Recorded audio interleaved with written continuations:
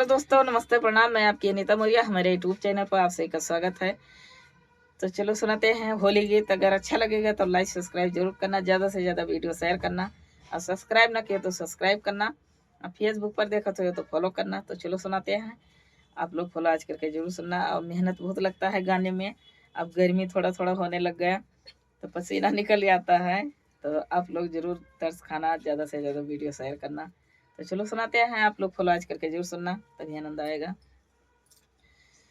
कि भोला लगतै फागुनवा रंगाई गईले, भोला लगतै फागुनवा रंगाई गईले, रंगाई गईले हो, रंगाई गईले हो, रंगाई गईले।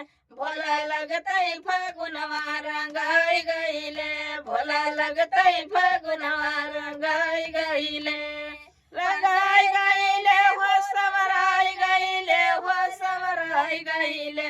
भोला लगतै फागुनवा रंगाई गईले, भोला लगतै फागुनवा रंगाई गईले।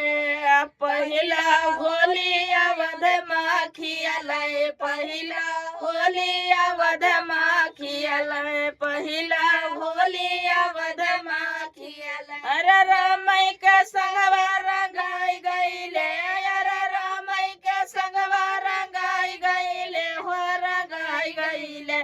भोला लगतै फागुनवा रंगाई गईले, भोला लगतै फागुनवा रंगाई गईले, रंगाई गईले हो, रंगाई गईले हो, रंगाई गईले। भोला लगतै फागुनवा रंगाई गईले, भोला लगतै फागुनवा रंगाई गईले।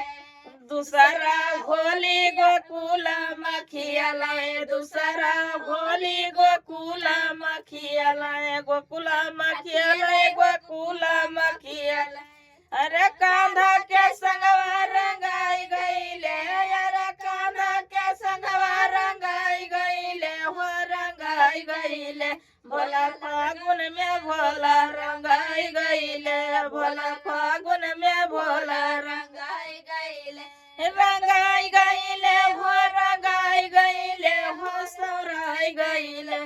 भोला फागुन फागुनवा रंगाई गईले, भोला फागुन में भोला रंगाई गईले। तीसरा होली पृथ्वी पखियालय, तीसरा होली पृथ्वी पखियालय। विष्णु के संगवा रंगाई गईले, अरे विष्णु के संगवा रंगाई गईले हो, रंगाई गईले। भोला फागुन फागुनवा रंगाई गईले, भोला लगतै फागुनवा रंगाई गईले, रंगाई गईले हो, रंगाई गईले हो, सौराई गईले। भोला लगतै फागुनवा रंगाई गईले, भोला लगतै फागुनवा रंगाई गईले। जय भोले बाबा। जय बाबा जी।